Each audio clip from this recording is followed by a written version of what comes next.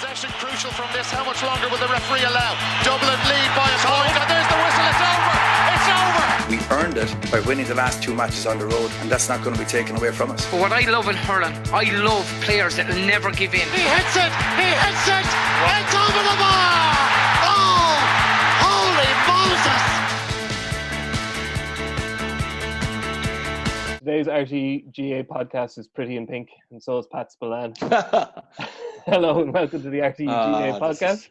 Today I'm joined by a rosy Pat Spillane. I'm also in pink, but unfortunately Rory O'Neill and Sean Cavanagh didn't get the memo. They're not wearing pink, but you're still looking well, lads. How are you all doing? Yeah. Good, Mikey. Very good. Lovely day. Mikey, how are you? Pretty cut memo as well. Sorry about that, Rory. Yeah. We are today looking at the half-forward line on the All-Star football team of the Sunday game era. Lots of talent up in the reckoning here, including the two lads we were talking to. But before we crack on, let's just give you a look at how the team is looking as it stands.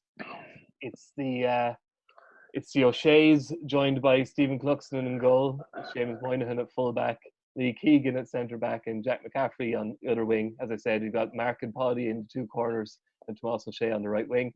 And the midfield vote was closed off there last week, and the winners were Jack O'Shea and Brian Fenton. So a nice mix of the young and the old there. Sean, this is your first time on. What would be your impressions of that team? Is this just a Dublin-Kerry mixed team? It's true. Yeah, Lee Keegan's upsetting the apple cart slightly, but yeah, basically. Yeah, well, no, certainly a strong team, but I think we're devoid of a few counties maybe, but sure, we can chat about that one. I know, Sean, you have to win. I think the criteria is a county has to win a minimum of 4 All-Ireland titles before their players are considered. So how many of their own one there? I'm not I heard sure. that, and there was another.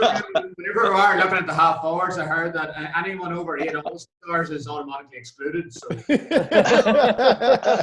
Actually, come here. Would you tell me this? How is Sean Cavanagh nominated as a half forward? Because Sean Cavanagh was one of the greats of the modern midfielders, and I say that seriously. I wanted to ask him this because Sean Cavanagh won Footballer of the Year in 2008 when he was named on the All-Star team at wing forward, but played every game with 14 on his back. But Sean, you did lift out to the 45 on occasion in 2008 at least. Rarely.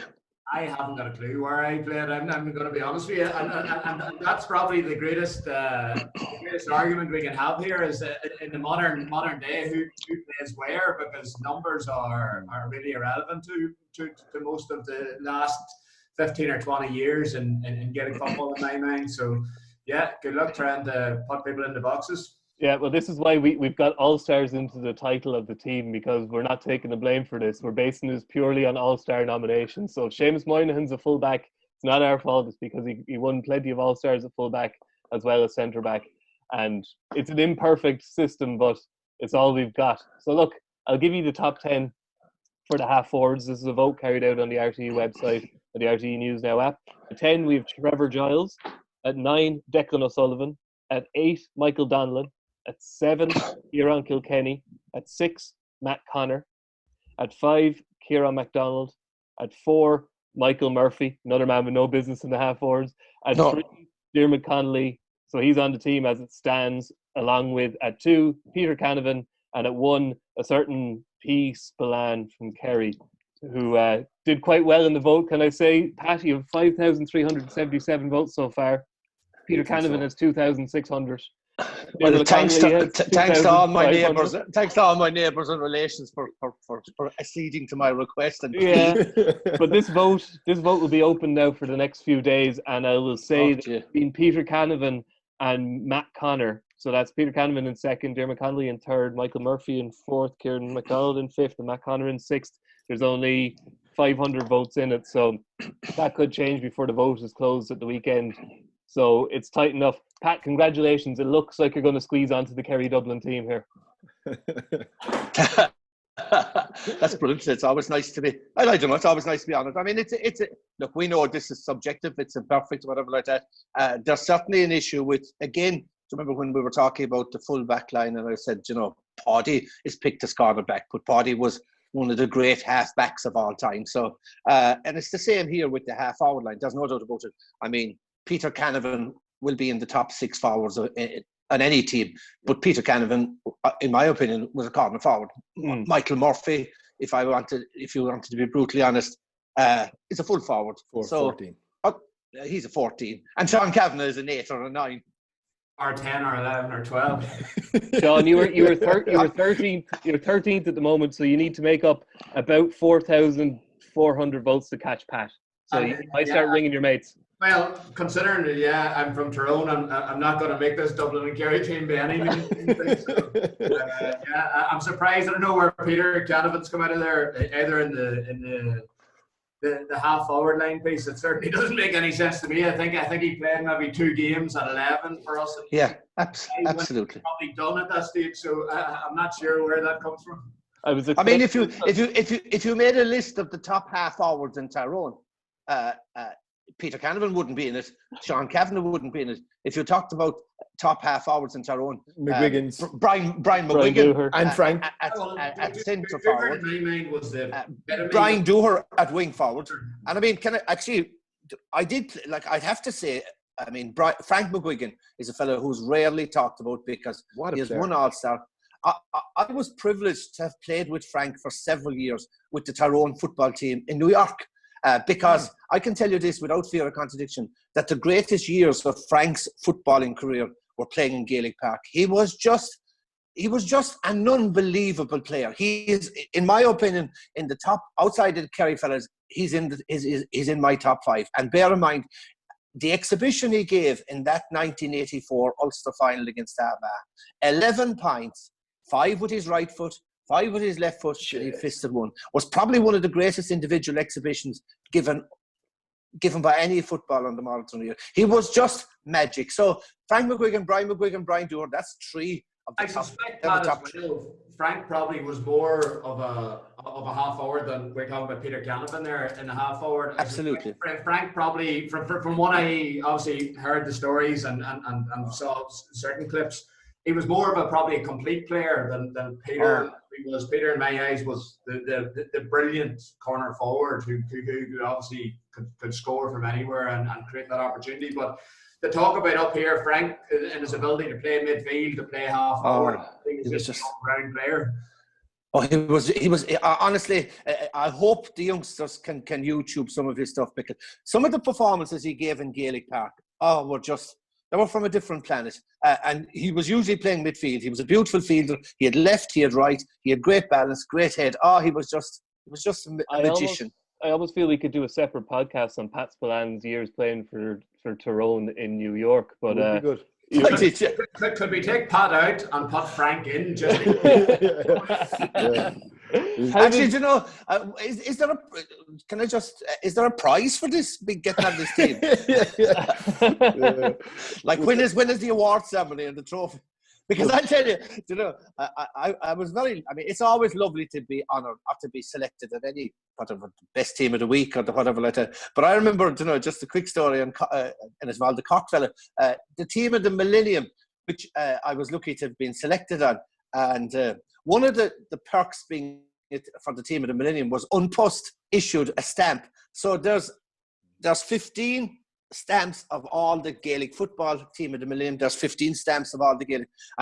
So there's a Pat. If you want to, you can buy a stamp of Pat Spillane. But I met a fella. I remember after the stamps were issued, and I met a fella from Cork, and he said, "Spillane, your bio." He says, "I'm after getting your stamp." He says, "and I'm trying to decide which side to spit on."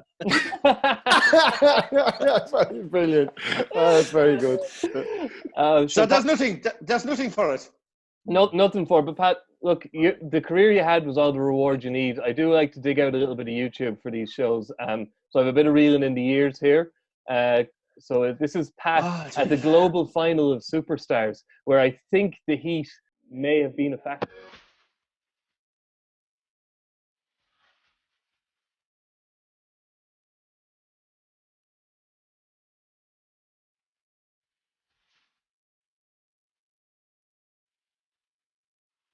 Xanadu Beach, Grand Bahama. They tell us here that if you stay out for more than 10 minutes in the sun, you could get seriously burned, which probably explains in some way why we're dressed like this on this beautiful day when the temperatures are up in the high 70s.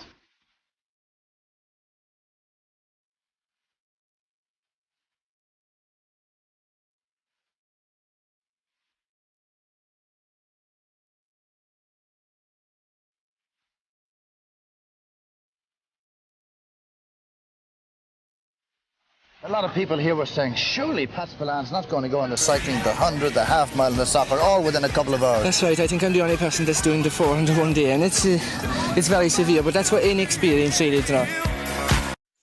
Where did you end up going for that, Pat? Was that out to the Bahamas or somewhere? Well, it was 1979, and they had an Irish superstar, first year of the superstars, and there was myself, and there was Dave O'Leary, Pat McQuaid, the cyclist. I can't remember. There was actually a celebrity Irish superstar at the same time. Bertie Ahern was competing in it, and the late Liam Lawler. No way. But I won the Irish Superstars in 1979, and I went out to Freeport, the Grand Bahamas, representing Ireland. And it was the most amazing experience. I mean, how did I do? I was crap at it. I was up against guys like Dwight Stones, who was the world high jump champion at the time, Joe Theismann, who was one of the great quarterbacks from the Washington Redskins, Jim Brown, Cleveland, Emerson Fittipaldi, the racing driver. You must be better than him, Pat. He was a racing driver. Come on. I was better than him. It was held. It was great. I mean, look, it was an amazing. Look, I was there was one. Okay, so you got 10 points if you won, and 10 points were equal to $3,000. Like 79, that was good going. And if you came fifth, you got 1 point, which was $300. And there was one event I remember swimming. I couldn't really swim. I was a bad swimmer at the time. And I remember the night before you choose your event, and there was only 4 had chosen to go in and swimming. And I suddenly realized, Jesus, if I enter swimming, even though I probably struggled to get into it, I get $300. So I did. I entered the swimming, and I came last by a mile. You know, I got $300. But the one event, I swear to God, the one event that I had a chance, I could have done blindfolded, was soccer. And you dribble around a couple of cones, and you had to beat a goalie. You had 3 shots, 3 dribbles. Do it in the fastest time, score the 3 goals. And the rest of them were crap at this now. They were absolutely brutal, you know.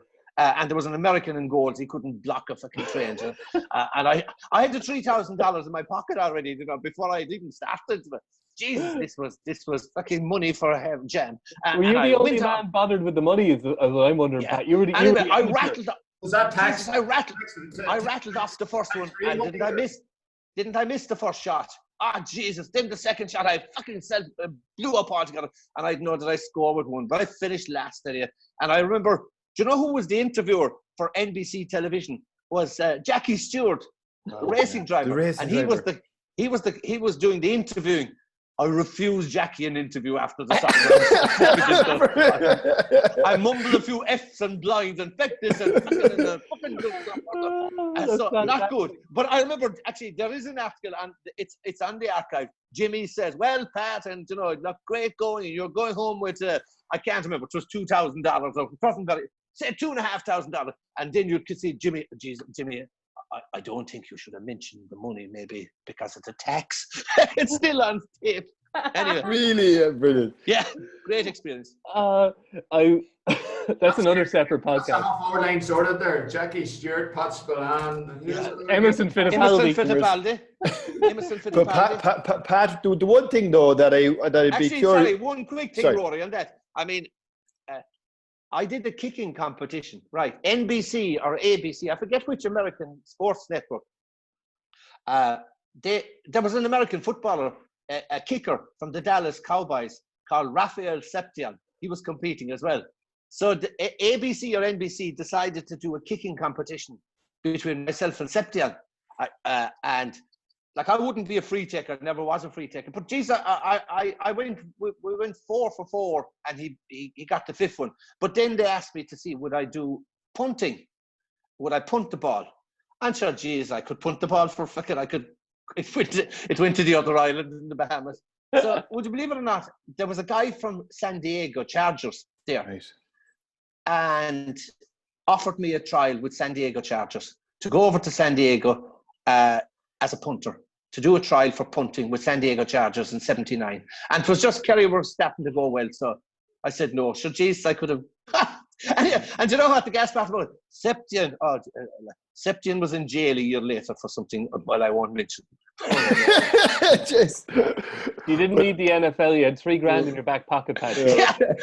Come here, Pat. I'm curious though, just to get your take as well before we kind of move on with the likes of Dooher and Paul Galvin, and we'll say the more modern half forwards. Like, I think it's firstly, as much as it pains me, and look, I'll say it straight up, you broke my heart plenty of times when I was a child going down to Parkcreeve and Killarney.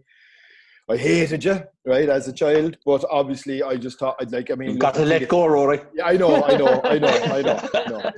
But at the same time, look, I think it's good because, to my mind, Pat Spillane is, and I'd be interested in the other two lads' views, he is one of the greatest Gaelic footballers that ever played, and I think it's good. But sometimes I wonder, Pat, right, your career as a pundit, has that sometimes maybe, I wouldn't say tarnished, but like, has it kind of overshadowed your abilities as a player, that people have almost forgotten your track record and your career as a player, and they now very much just see you as a sort of a TV personality instead?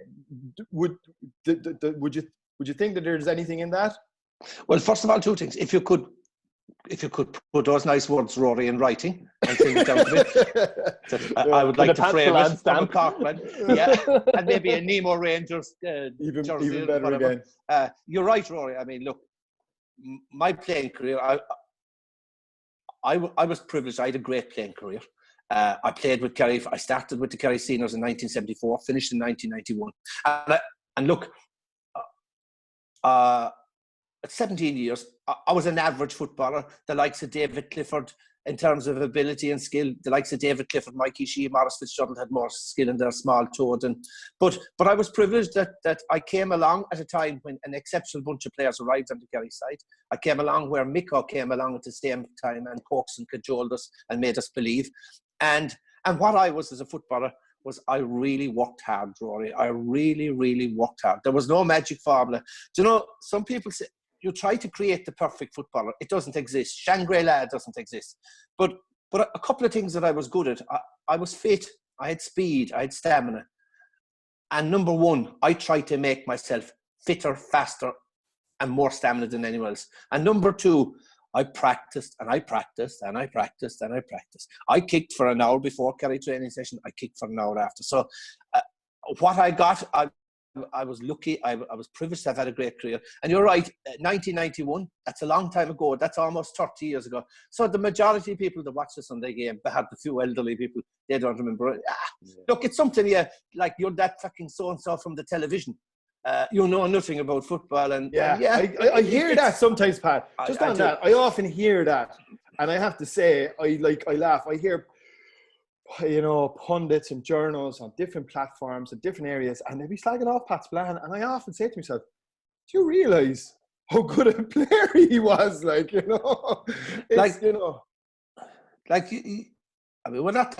game, yes, there's been changes in the game, there's no other, but you don't win a lot and Sean will probably agree.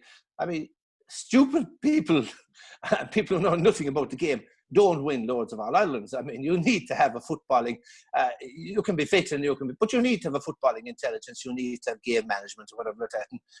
And that's part of the components that make you a good footballer. And it does piss me off sometimes. Yeah, it does. It really does piss me off to say, fuck off, geez, you're out of date and you're out of fashion and geez, you don't know what you're talking about and the game has changed. The game hasn't changed. The basic philosophy of Gaelic football, the team in possession are attackers. When you're without the ball, you're defenders. The goalposts are still in the same position. The goal still accounts for 3 points. The points still you have to score on the same. Yes, there's been an evolution of tactics and all that, but the basic principles of the game still remain. The interesting thing for me there, Pat, and look, Rory, I think you make a really valid point about Pat and his contributions. I do believe for someone that maybe grew up watching the likes of Tyrone and Kerry in the 86 All-Ireland final, and Pat was amazing that day. Man of the match. Yeah. I hated him for it, a bit like yourself, but at the same time, you have to recognise greatness. The interesting thing for me there, Pat, is that you're saying that your game was based around pure work rate and heart and honest endeavour. I think here we are, like, almost 40 years later, probably. And to me, some of the greatest half forwards in the modern era, and he's not mentioned there, is the likes of Paul Flynn, Brian Dooher, guys that just Paul Galvin, excellent. I don't have that. Yeah, you look at Kieran MacDonald, and you mentioned there he's fifth in the running, and an amazing left foot, a wizard. But if you're to give me a Paul Flynn, a Paul Galvin, a Brian Dooher in the morning, I probably would take them over Kieran, because you know what they're going to give to your team. And I think for me, particularly that 10 and 12 position, I think if you're a GA manager, you want the guys that are willing to put in the shift and also contribute on the scoreline. And Pat probably did that way ahead of everyone else in the 80s, but to me that still is what constitutes a good number 10, a good number 12. Actually, you're right. I don't know, Sean, are you watching the Michael Jordan documentary? Yeah, I am. Yeah, I was a huge Bulls fan in the 90s. Yeah, same with me. I mean, I look at Michael Jordan and I look at Phil Jackson, the manager, and I see so much of the Kerry team and Mick O'Dwyer, and even I look at, and Michael Jordan made a very interesting point. He said talent wins games, he says, but teamwork and intelligence win championships. It still counts to this day. And you're right. We were talking about, you mentioned a load of great half hours there. Every one of them are outstanding half hours. And it's something that I was talking the last day about the full back line, that, you could pick players from different eras. In my opinion, I mean, and actually, Rory, is a useless piece of information. I have a photograph still at home of me presenting, I think, the Junior Player of the Year in the Mai to Sean's father. Is that correct? Yeah, brilliant. Right, fantastic. We have to dig that out. 1986. Jeez, Pat, we'll get that up on social media if you can dig it out. I presented Sean's father. Yeah, that's fantastic. I think he was a Junior Footballer of the Year in the Mai. But, we talk about, it's so hard over 40 years. And Sean, because I'm a little bit older than Sean, I played with all these guys from 40 years ago, and Sean wouldn't have seen him play, but in my half hours, from the golden generation, the older years, I mean, the 1.5 hour that stands out, and okay, he's probably greatest exhibition was playing Carnival, was Matt Connor of Offaly. Oh, holy God. I mean, Matt Connor was in my top 5. He's with Frank McGuigan. He was a genius. We talked about Frank McGuigan's exhibition of 11 points in the Ulster final in '84, or the 1980 All-Ireland semi-final, Kerry versus Offaly. Matt Connor gave an exhibition of corner forward play that day. He scored 2 goals and 9 points. He was just unbelievable. So Matt Connor will always have to rank up there as being one of the all-time greats. And I'm going to include a Cork man, Larry. Well, actually, no. But one of the fellas he imported from Kildare now that I can think of it.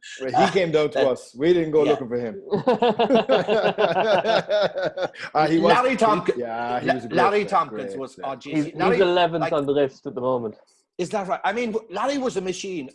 In Larry's day in the 90s, in those years, when Larry was in his prime, Larry was the fittest Gaelic footballer in Ireland, and he was a superb. He had a great engine, powerful runner, great free taker. But do you know what?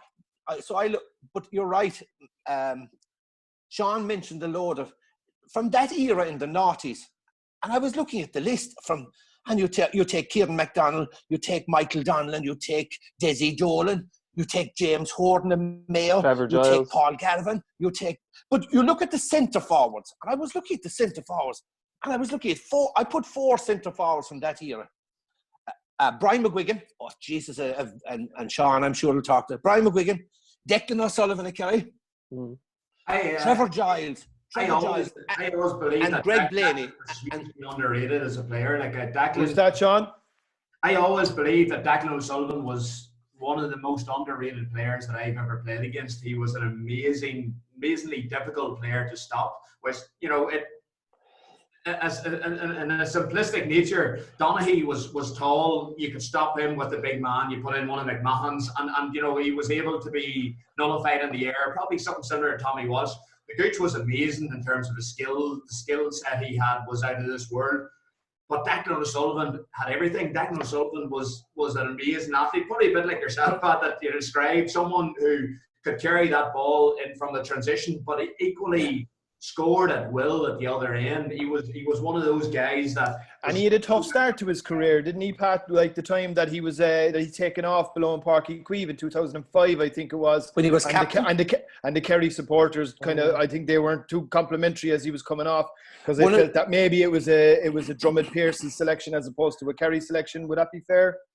Yeah, but one of the greatest shootouts in Gaelic football was down, I think, was it in the Gaelic grounds in Limerick, in colleges football, between St. Giles of Tuam and Carsavine, between probably two of the greatest college players of all time, Declan O'Sullivan against Micheál Meehan. Oh, jeez. But what Declan had, and you're right, Sean talks about transition. He was amazing ball carrier. He could really transition that ball very quickly. But we forgot about Greg Blaney of Town. Yeah, you mentioned Declan there. To me, on the Last Dance. Like I grew up, and whenever Jordan left the Bulls, Pippen was still an amazing player. And to me, O'Sullivan was probably the Pippen to the Gooch in terms of Gooch was a leader, but O'Sullivan was someone who without rely on him. The hard yards, the Gooch probably wouldn't have been as good as a player as he was. O'Sullivan was a cracking player, and I suppose like someone else that probably hasn't been mentioned, that's Kevin O'Brien of Wicklow, was an amazing player too, guys, in terms of half forward as well. I know I didn't get to see an awful lot of him, but the clips I did and whatnot, you can't underestimate some of the players as well that come from the lesser counties, even though this is a Kerry Dublin select. Pat, you're mentioning the great centre forwards that you saw on the list. I want to get your opinion on Kieran Kilkenny and the way he plays the game now. Is he a centre forward? How would you categorise him? He's very symptomatic of how the game has changed, is he? Do you know, you mentioned Greg Blaney, and you mentioned Trevor Giles, and you mentioned Brian McGuigan. And you can put Kieran Kilkenny into that because they're very much the point guards from basketball. They're the conductors of attack. Intelligent players playing with the head up, controlling the tempo of the game, directing the game. Kieran Kilkenny, superb and comfortable in all positions. But it's that point guard role, that head up with the ball, controlling it, looking for his options, bringing players on. That's what Kieran Kilkenny brings to the game. That's what Trevor Giles had. That's what Greg Blaney had. That's what Brian McGuigan had. That peripheral vision. Just you can't coach that into players. Again, to compare him with Jordan, someone mentioned in that series that the best thing that Jordan had was his ability to know how to win games. And for me, particularly playing against Kieran Kilkenny, he knew when to speed the tempo up, when to slow the tempo down. He just knew how to close out games. So many times, if you watch the last minutes of the games in the recent years, anytime the game's in the melting pot, he has the hand on the ball. And the Dublin players know that he's the right player to get on the ball in that time. So, it probably was, if I'm honest, if I was to pick one player as a half forward out of all that list, I'd say to yourself, Pat, because we're having this chat, I would pick Kieran Kilkenny as a number 11. Kieran Kilkenny, guys, could play anything, but has that football intelligence way ahead of, I know Wigan had it in our teams, but Kieran's a class. The public loves a maverick, though, don't they? Seeing as how his teammate Jay Connolly is ahead of him in the vote, and Kieran MacDonald is up there. You can have all the point guards you like, but it's the guy who'll shoot a point off the outside of his left foot from the sideline that people remember as well, isn't it? You have to play exactly. The people love the show. The show players. I suppose you're choosing between what a manager would choose and what the public would choose, because MacDonald, Connolly, all these guys have the beautiful outside of the boot, scored. But look, as a manager, I think I would go Kieran Kilkenny all day long if I was looking at number 11. How would you think the role has evolved, lads? I mean, we know, even going back to your time, we'll say, Sean, it was a very traditional role in Pat's era. In your time, Sean, we'll say the Doohers and the Paul Galvins. It was very much seen, get under the breaking ball, mop up that dirty ball, as they used to say, because the kickouts were still being employed in a very traditional sense. But obviously, when the short kickout came in, the role evolved. And is there a chance that we might see an evolution back because of the kick-out being moved out to the 20 now and more long kick-outs? We'll see that you're going to need that sort of that Brian Dooher, Paul Galvin type to come back in vogue, we'll say. Yeah, well, particularly with the number 11, I think now we might see an evolution back towards that sort of tall number 11s. If that long kick where the keeper is able to hit that half-forward line, surely, and the mark is available, surely it means the likes of a Kieran Donaghy or Tommy Walsh at number 11, could automatically, almost with 2 kicks of the ball, you're setting up a score. So, whilst we have seen, and Cluxon ahead of anyone else was able to clip those balls into the pockets, and that kind of suited. If you look at Dublin nowadays and you see Scully and these guys who can just break into the space, I certainly think there'll be managers trying to set up against Dublin, trying to work out, right, how do we stop that Cluxon thing, and how do we go over the top? And no matter what you say, if you have a big man with an ability to field the ball in the half-forward line, there's no stopping it. So I think if and when we start football again, I think a few teams can certainly try that. Yeah, but I think Dublin under Jim Gavin have given you what the prototype modern half forward is, and particularly the prototype modern wing forward. You think of Brian Howard, you think of Niall Scully, you think of all the youngsters that they're bringing through, and the prototype is the same. They're 6'1", 6'2", 6'3", athletic, rangy. They're guys who can play defence, can play midfield. They're all-round players. But you look at Howard now, and Howard has the potential to be a real one of the true greats. But what Howard can do, he can be a centre back. He can win the ball midfield. But on top of that, he can carry the ball well. He's a beautiful sidestep and swerve, but he can finish. So the modern day forward, I think we went through a period where at least one, if not two, of the wing forwards were there as much for their turnover count or for their defensive duties or for their tracking back. Whereas now I think the top counties are now demanding of their half forwards that, yes, they have to work hard. Yes, they have to track back. Yes, they have to be linkmen. Yes, they have to be involved in the transition. But more importantly now, they also have to be at the end of movements. And we talk about forwards. And at the end of the day, we talk about the way the game has evolved, and it has evolved, and it's got better, and they've got fitter, and they've got more skillful. But at the end of the day, defenders' job is to defend, stop a man from scoring. The key job for a forward, you can talk about everything else, the main job for a forward, why he's there to score. So if a forward comes off the field without scoring, tough tiddly, he has had a bad game. And in fairness to Mick O'Dwyer would look at, if you can contribute from wing forward 2 to 3 points as a minimum in a game, well, then you're doing a good job.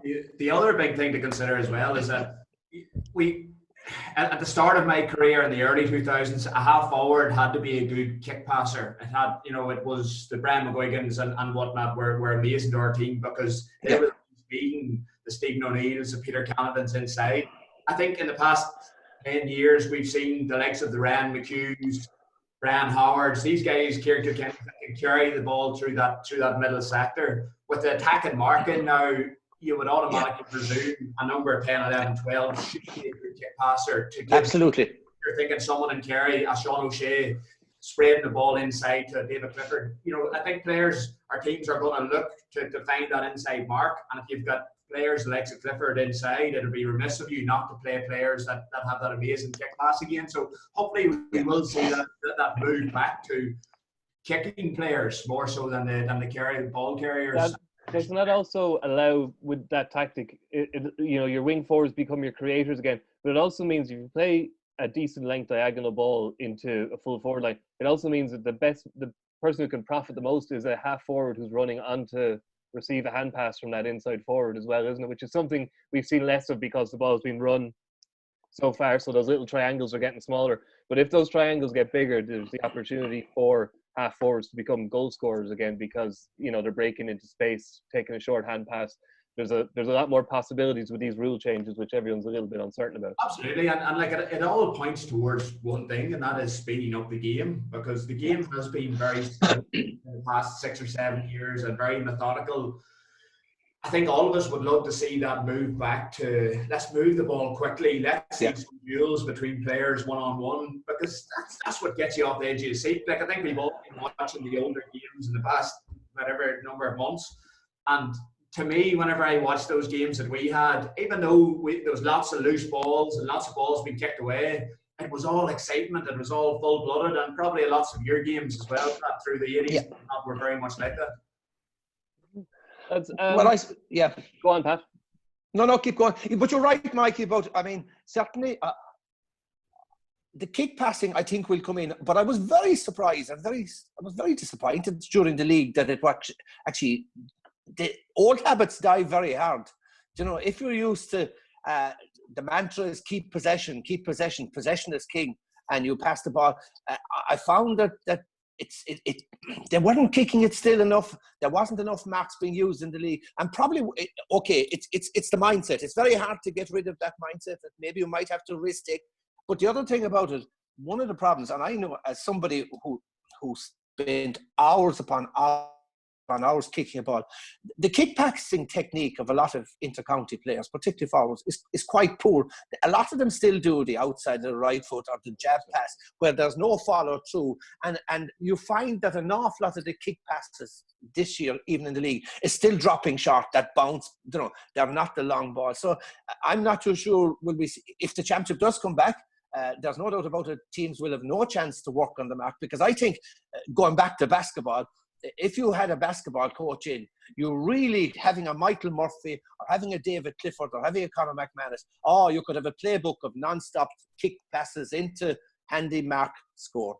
Yeah, and to come back to kind of what the news of the week, if we get a championship, and I believe it's still a big if we do get a championship and it's played in October, November, so it's a championship being played in basically league conditions, do you think that will be factored into, like, tactically? Is it you're better keeping the ball in the hand, surely, if you're playing with a wet ball? That could be a problem for the return of the kind of kick passing that we're hoping to see. I wouldn't think. I mean, look, the way the weather is, you never know what way the weather is going to be anyway. Like, I will say this, I mean, nowadays, remember that the modern day GA all-weather pitches, sand-based, are brilliant surfaces to play it. But I hope the championship will be played. I think we need a championship to be played. I think there will be a championship to be played. Up to now, you have to say well done to the GA and the GA community and the GA members for what they've, you know, how they've responded to in communities and to help out. We have followed the guidelines very, very well. We have been cautious. We've been taking our advice. Too cautious, Pat? I would have said yes, absolutely. I thought this week's announcement was showing far too much caution. I mean, according to the guidelines, next Monday week, 4 lads could go to the field and kick around. Oh, holy God, Rory, I think they should. So now the first activity on a GA pitch is now going to be something like the 20th of July. I think they're too cautious. They're kicking the can too much down the road now. I think they need to. You look at places like where I come from in Kerry. Last week in Kerry, there was 13 cases in a week. You know, if you take that, there's 60-something GA clubs. That's point-something of a case per GA club. You know, it's not really affecting the rural peripheral areas. Are you telling me there'd be a really health issue or a danger of having a young lad running around Timpano Field this evening, or even having 5 or 6 of the seniors having a kick around? Is there a danger? I don't think so. I think we are being too cautious. I think we saw what we did with the leaving cert. We kicked that can down the road with no plan. We kept kicking it down the road, and now look what's happened. It's gone. I think there's an element of that at the moment with GA, and I think we need to address it a bit quicker. Sean, there's obviously, it's the waters are muddied a bit even further up in Tyrone, because, you know, you're in work, you've been working away, you told us beforehand, you know, things are a little bit looser up there. So for GA clubs in Northern Ireland, it seemed what the GA announced this week must seem even more draconian, because you're more likely to be going about your daily lives as you were beforehand anyway. Yeah, it's bizarre. Like, effectively up here, we're waiting on Boris Johnson, the genius that is, trying to come out with an announcement. So our faith levels have been quite low. It's a strange one. I think Pat's right on a lot of what he's saying there, in that, you know, to me, kids Prickly, the weather's been good the last number of weeks. Yeah. I think lots of the younger generations are suffering at the moment. Yeah. And look, it's not right, maybe being too harsh on it, but lots of this virus seems to be affecting obviously older generations. But I think there certainly becomes a tipping point where the mental health and the social aspects of the likes of GAA certainly helps younger Absolutely up through this time. And I just hope that common sense comes somewhere along the line. I know the GAA has to be cautious because members, but at the same time, at some point there has to be a tipping point whereby we say, look, surely for particularly the younger members, they can resume a little bit sooner than maybe some of the guidelines are suggesting, and that would be my instinct around the way things are. Absolutely. Certainly up here in the UK, it's a bit bizarre as well, because we all probably are watching Rio and watching the GAA's announcements and see ourselves as part of that, but equally in terms of the day-to-day living, we're waiting on the announcement from Boris. So we've got. But I suppose that probably adds to the complications, which maybe people don't. Would say certainly people from outside the country like that would look at Ireland. You know, I see comparisons, and I know we're digressing big time here, but look, it's interesting too, nonetheless. That the people make comparisons with us in New Zealand, and how New Zealand have managed to get back to normal quite quickly by shutting down their airports and introducing all the levels of quarantine that they have. But we share this island with two separate jurisdictions, and that does make things slightly more complicated, would it not? Yeah, of course. I mean, look, our reaction. When we started a bit of the lockdown first, and we stopped the Italian match, great. But did we stop the flights of the Italian supporters coming in? Yeah. No. And you look at the situation yesterday where we have a sort of laissez-faire attitude to. So everyone who comes into this country must sign up and go into self-imposed quarantine for 14 days. And now we discovered that 1/3 of those people don't even bother signing up. They don't know where they are. So we need to. Some of the stuff we've done is very good, and some of the stuff has been a bit lax. We've just got a bad omen, I'm afraid, lads. As we've been chatting, the ploughing championship's been called off in September. So that's a killer. Wherever you, that's a big. If that goes, nothing's safe. That's really. I just tell one quick story on that. It was one of the best weeks that I've ever had working on the ploughing championships. It was only just out of school, and I was working with this guy. He was self-employed. He used to have a simulator. It was a white spaceship shuttle, kind of a simulator that was sat onto the back of a truck. It was like a kind of an amusement ride. It was in the days before, like this is going back around 1994, 1995. And he used to venture around to all of the different agricultural shows. So we ended up going to the National Ploughing Championships, and I was setting the machine up, and it was a big white, and next thing, this farmer, he was from Cork as well, right? He came up to me and he said, "How much for one of them things?" And I said, I would say it'd be a bit expensive. And he goes, well, what are we talking now? Like, I mean, are we talking $250,000 or $500,000? And I said, I suppose you probably wouldn't have much change out of $500,000. Oh, you wouldn't be milking too many cows with that, he said. I said, it's not a milk machine at all, but listen, it was one of the best cracks. He's not the man who brought a space shuttle to the ploughing championship. yeah, it was great. So, right, lads, before we finish, this is it, Pat. This is the bit you like. Come on, put your neck on the block. Who are your three half forwards since 1979? Matt Connor, Larry Tompkins, and whoever, and another. I won't pick myself as a wing for. Do you know who I thought? Paul Flynn. Yeah. 5 All-Stars, 4 All-Stars in a row. 4 All-Stars in a row. Yeah, and I think some footballer. How about yourself, Sean? Can you pick 3? Yeah, I agree with Pat. I would go 10, Paul Flynn. I would go 11, Kieran Kilkenny, and I would go 12, Mr. Patrick Spillane. Yeah. Could put that in writing as well, please, Sean. Like, from Tyrone with love. Yeah. I'm going to go Dermot Connolly, Trevor Giles, and Kieran McDonald because that's just how I like to see football played. How about you, Rory? Listen, they're all silky skills. Mikey, that's cat. That's the worst. That's the worst ever. We mightn't win, but it'd be fun. There's no. Sorry, give us that team again. Give me mine. Trevor, give us Mikey's half hour. Kieran McDonald, Trevor Giles in the middle, and Dermot Connolly on the other wing. There's not too much work rate up and down the wing. No, they'd be relying on the rest of them. Yeah, Mavericks all That's around. why you're not a pundit on the Sunday game, Mikey. I now figure that one out. No, I would absolutely have Pat number one, and if no Nemo man. No. If it's a case that Peter Canavan doesn't get into the full forward line, I think Peter Canavan has to be on the team. So Peter Canavan, if I'm happy enough with as 1 and 2, like the poll already has. But instead of Dermot Connolly, I'd probably go with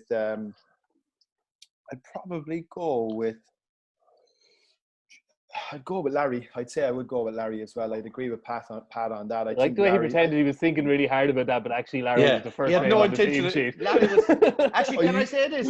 Whoever's going to be picking, I mean, and every line is difficult. I don't envy the fellas whose job is to pick the full forward line. Oh, gee, that's going to be some play your cards right, Pat. We might get you back on next week. I last week for the Sunday World, I was trying to pick a dream team. The dream team from the present generation to play. And you went to the full forward line and you sort of said, my dream team in the full forward line would be Paul Mannion, Michael Murphy, and David Clifford. But then you could say, Conor McManus. Yeah. Tie yourself in knots. The list is endless. Yeah. Listen, lads, it was... and it's the same with the last 40 years. It was great chatting to you today. Thoroughly enjoyed that. We'll be back next week, as Pat says. We'll be back with the Hollywood line of the full forward lines for the football and the hurling. Sunday Sport is on this Sunday from 2 to 4, and the Sunday game is back at 9:30 p.m. on RTE2. Interview with John Horan and some other good stuff there, Rory. John Horan, yeah, correct. 9:30 on Sunday, an interview with John Horan, where I'm sure the matters we discussed earlier will certainly come up in conversation, and State of the Nation, etc. So it should be fun. 9:30 to 11 Sunday night. Alrighty, just say thank you very much to everybody. Please do subscribe to the podcast if you do not already do so, and we will catch you all next week. Thanks very much. Goodbye. Possession crucial from this. How much longer will the referee allow? Dublin lead by a point, and there's the whistle. It's over. It's over. We earned it by winning the last 2 matches on the road, and that's not going to be taken away from us. But what I love in hurling, I love players that will never give in. He hits it. It's over the bar. Oh, holy Moses.